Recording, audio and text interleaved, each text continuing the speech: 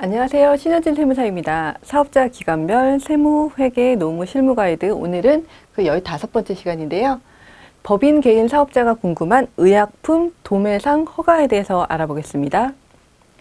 목차를 먼저 살펴보시면 신청 절차가 있어요. 전체적인 신청 절차에 대해서 먼저 알려드릴 거고요. 그 다음에 의약품 도매상 허가 요건이 좀 까다로운 편이에요. 허가 요건을 짚어드릴 거고, 그 다음에 허가할 때 구비 서류들이 있어요. 구비 서류들이 좀 복잡한데 이 내용도 살펴볼 거고요. 그 다음에 의약품 도매상 허가할 때 기업 진단을 받게 되는데 그 내용에 대해서도 살펴보겠습니다.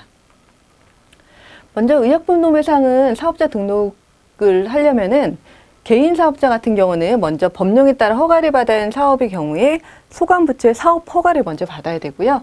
그 허가를 받은 다음에 그걸 가지고 세무서에 가서 사업 개시일부터 20일 내에 사업자 등록을 신청합니다. 그래서 보통 문제 없으면 바로 나오고 2일 이내에 바로 나오고 그게 문제가 있으면 5일 정도 기간을 두고서 확인한 다음에 줍니다. 그래서 의약품 도매상은 요 아까 말한 허가 업종인가요? 네, 허가 업종이에요. 왜냐?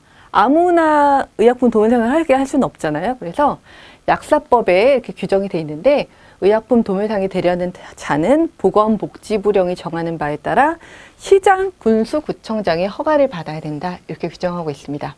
그래서 허가 업종이고 무분별하게 유통하면 위험하니까 엄격하게 규정하고 있습니다. 그래서 허가 요건을 살펴보면 이 4가지 측면에서 살펴볼 수 있는데요. 먼저 시설, 그 다음에 관리자, 그리고 허가의 결격 사유, 그 다음에 자산 기준이 있어요. 그래서 다 하나하나 살펴볼 건데요. 먼저 시설 기준을 살펴보면 창고가 면적 기준이 있는데 이게 개정이 됐는데 264제곱미터 이상이에요. 그리고 다른 의약품 같은 경우는 조금 다르게 규정이 되어 있습니다.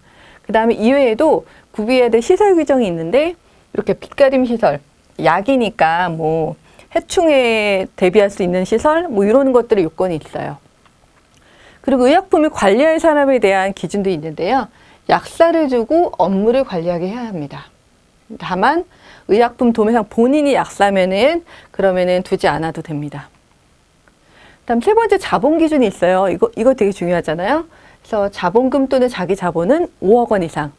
이게 다른 업종보다는 되게 많이 커요. 그래서 제가 실제로 의약품 도매상 기업 진단 같은 걸 해보면은 요거를 맞추기 위해서 되게 많이 어려워하시더라고요. 그리고 허가의 결격 사유가 있는데 이거는 좀 이런 사람들이 의약품 도매상을 하면 안 된다 이런 규정이에요. 그래서 의료기관 개설자나 약국 개설자, 그 다음에 정신질환자, 그리고 약사법 위반한 이력이 있는 자, 그 다음 약물 중독자, 그리고 파산 선고를 받고 복권되지 않은 자 이런 사람들은 허가의 결격 사유가 됩니다. 그리고 의약품 도매상 허가 구비 서류가 있어요. 법인과 개인으로 나눠서 설명을 드릴 건데요. 법인 같은 경우는 이렇게 재무상태표랑 정관이 필요하고 그거 외에 대표자가 결격 사유가 없는 사람이라는 걸 증명하는 의사의 진단서, 그 다음에 이런 설비가 중요하다고 했죠. 그래서 운반용 차량 등 장비 보유 현황, 그리고 기업진단 기관이 실시한 우리 기업진단서, 그리고 유통관리 업무 위탁계약서, 도매 업무를 관리하는 자의 자격을 확인할 수 있는 서류, 이런 게 허가를 받기 위한 구비 서류고요. 대신 개인 사업자는 조금 달라요. 다른 거는 비슷한데 이 영업용 자본행 명세서라는 게 달라요. 아까 우리 법인 같은 경우는 재무상태표였죠. 그러니까 제가 실무로 이거 하면서 이렇게 하다 보니까 그 의약품 도매상 개인 사업자 하시는 분들이 세무사님, 영업용 자본행 명세서 좀 만들어주세요. 그래서 그냥 뭐 서식 있으면 작성을 하시면 되죠. 이렇게 말씀드리면은 이거 서식이 없다고 저한테 알아서 만들라고 합니다. 그래가지고 제가 알아서 만들어서 드려서 통과된 적이 있습니다.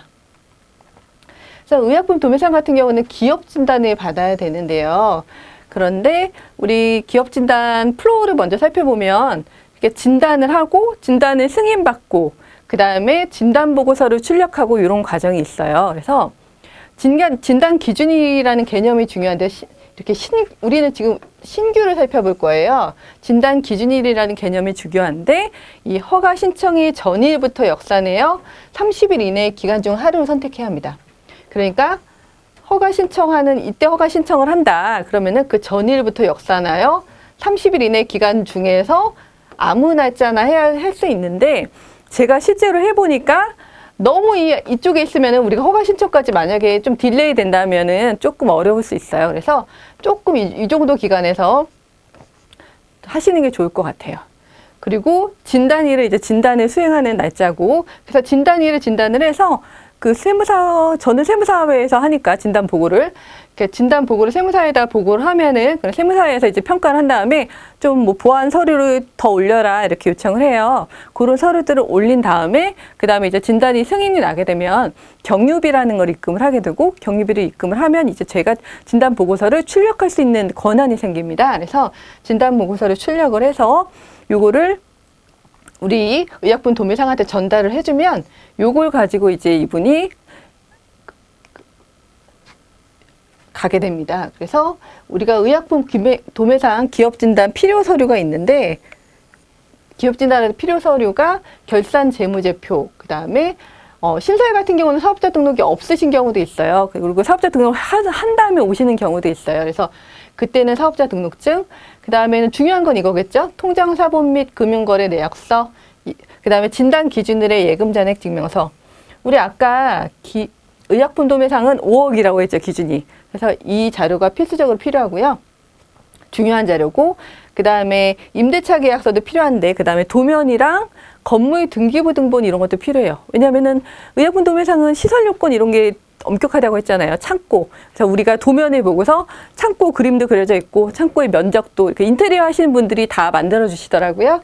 그것까지 필요하고, 그 다음에 기타 진단자가 필요한다고 요청하는 것들, 이런 걸 좀 계정 명세서 등을 준비해 주시면 됩니다. 법인 같은 경우는 아까 개인의 서류에다가 이 법인 등기부 등본 요거 하나 정도가 추가가 됩니다.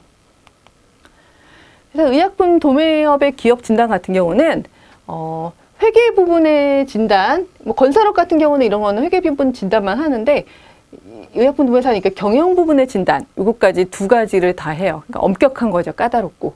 그래서 좀 까다롭지만, 그러니까 이런 거를 미리미리 준비해서 시간과 비용을 좀 절약하면서 의약품 도매상을 좀 허가를 잘 받으셔가지고 좀 사업을 잘 번창하시기를 바랍니다. 지금까지 신현진 세무사였습니다. 감사합니다.